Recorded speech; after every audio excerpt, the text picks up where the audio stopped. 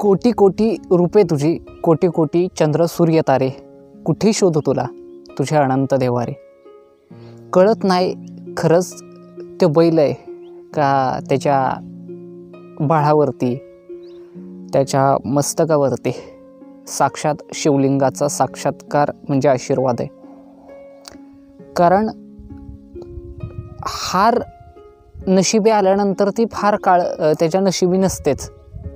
किती संघर्ष आले, किती दुःख आली, तरी त्यातनं सुद्धा ती उभं राहते आणि जीवाचा आटापिटा करून पळते.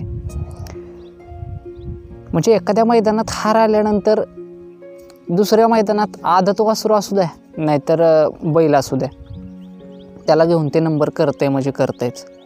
आणि ते बैल कोण आहेत तर मुळशीचा बकासूर आहे. आणि हो, त्याच्याबद्दलच आज थोडंफार बोलायचं आहे. बोलण्यामागचं कारण पण तसंच आहे. गेली 2 वर्ष झालं त्या बैलानं सबंध महाराष्ट्रभर, सबंध भारतभर, नाही तर मला वाटतं की जगातल्या 6 ते 7 देशांमध्ये त्याचं नाव असावं. बकासूर म्हणजे तसा छोट्याशा खेड्यातनं वर आलेला बैल आहे. सर्वसामान्य शेतकऱ्याच्या दारी म्हणजे घरच्याच गाईचा, नाही त्यांना कुठं किंमत मोजून त्यांनी विकत घेतला आहे, नाही कुठं त्याला खुराक देऊन किंवा तालमीत नेऊन कसला आहे आणि मग चांगला तयार केला आहे, असं नाही. डोंगरात फिरून, डोंगरातलं गवत खाऊन त्यांनी म्हणजे ऊसतोड्यांना विकायला चालवलेला बैल जर आज एवढी कारकीर्द करत असेल तर काहीतरी देवाला, नियतीला घडवून आणायचं असेल आणि म्हणून ती लक्ष्मी त्यांच्या दारी राहिली असावी. असो, पण बकासूरच्या जीवनामागचं रहस्य काय? त्याला कायम गुलालात राहायला आवडतंय. त्याच्यामागचं कारण काय असावं? बकासूर असा एक बैल झाला आहे की ज्याच्या गळ्यात पळावं अशी महाराष्ट्रातल्या प्रत्येक बैलाची आणि बैल मालकाची इच्छा आहे. आत्तापर्यंतची जेवढी नावाजलेली बैल आहेत ना, तेवढ्या सगळ्यांच्या गळ्यात बकासूर पळाला आहे. फक्त मुंबईचे 3 बैल सोडले तर, एक राहुल पाटलांचा मथुर, दुसरा मेहबूब आणि तिसरा सध्या पुसेगावचा हिंदकेसरी झालेला आणि महान भारत केसरी ठरलेला द्वारलीकरांचा हरण्या. कात्रजचा सुंदर असू द्या, भारत असू द्या, तडावळ्याचा बलमा असू द्या, सासवडचा सोन्या असू द्या, राजधानी एक्सप्रेस बलमा असू द्या, लक्ष्मणराव असू द्या, मिल्खा असू द्या किंवा तुमचा बाजी असू द्या, सोन्या असू द्या, आदत सुंदर असू द्या, आदत चतुर असू द्या, असा कुठलाच बैल राहिला नाही की ज्याच्या गळ्यात बकासूर पळाला नाही. आणि जेवढ्या बैलांच्या गळ्यात पळाला ना, त्यांना तो कधीच कमी पडला नाही, पुरून उरला. सासवडचा कन्हैया, कितीतरी बैल आहेत अशी ज्यांची नावं सांगता येणार नाहीत, बोटावर मोजता सुद्धा येणार नाहीत, एवढ्यांच्या गळ्यात पळाला. आणि हो, जास्त मैदानं पळालेला बैल कोण असेल ना तर मला वाटतं बकासूरच असेल.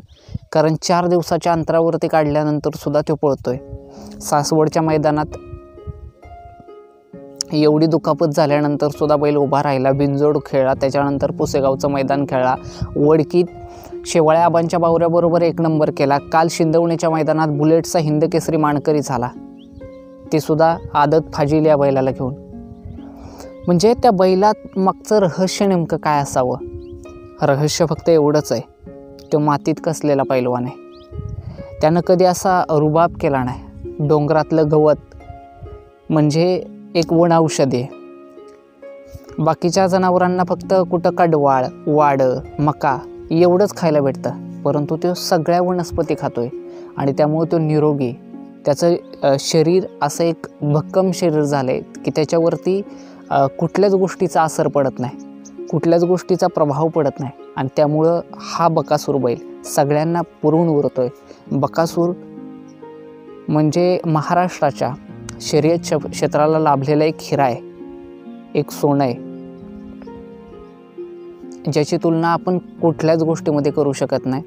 असो, बकासूर ज्यावेळी या महाराष्ट्राच्या शर्यत क्षेत्राचा इतिहास लिहिला जाईल ना, त्यावेळी तुझ्या नावाशिवाय तो इतिहास कधीच पूर्ण होऊ शकणार नाही. कारण तू या महाराष्ट्रातल्या कित्येक तरी बैलगाडी शौकीनांना शर्यत क्षेत्रामध्ये आणलेस. कित्येक तरी चाहत्यांना या शर्यत क्षेत्रातला प्रत्येक नंदी, प्रत्येक बैल मालक तुझ्यामुळं माहीत झाला. या शर्यत क्षेत्राचं रहस्य, या शर्यत क्षेत्राचा नाद, संस्कृती, परंपरा कशासाठी जोपासायची असते हे तू दाखवून दिलंस. तू हेही दाखवून दिलंस की पळण्यासाठी कुठला जातीवंतच बैल असावा लागत नाही. मूर्ती लहान पण कीर्ती महान. म्हणजे दिसायला कसाही असू द्या हेपडा शेपडा बैल, परंतु जर आपल्यामध्ये धमक असेल ना तर तो जगातल्या कुठल्याही गोष्टीवरती मात करू शकतो. हे फक्त बैलानेच नाही तर माणसाने सुद्धा तुझ्याकडून शिकावं. शेवटी काय, तुझ्यावरती असं लिहायला लागलं तर एखादं पुस्तक कमी पडेल. एवढी तुझी कीर्ती, एवढं तुझं कार्य तू कमी कालावधीत करून ठेवलंयस. बाकी अजूनही मैदान आहेत. हिंद केसरी असतील, रुस्तेमी हिंद असतील, भारत केसरी असतील, महाराष्ट्र केसरी असतील किंवा आणखी खेडोपाड्यातली सण उत्सवांनिमित्त, गावांच्या यात्रेनिमित्त भरणारी मैदान असतील, त्यातही तुला यश मिळावं. तुझ्या अंगावरती सतत गुलालाची उधळण होत राहावी हीच पांडुरंगाच्या चरणी आणि संत बाळूमामांच्या चरणी प्रार्थना व्यक्त करतो. आणि बकासूर, तुला पुढील वाटचालीसाठी खूप खूप लाख लाख या चॅनलच्या तर्फे शुभेच्छा देतो. भेटूयात असाच एक नवा व्हिडिओ घेऊन, एक नवा नंदी, एक नवा आशय, ग्रामीण जीवनाचा एक नवा प्रश्न घेऊन. तोपर्यंत जय हिंद, जय महाराष्ट्र.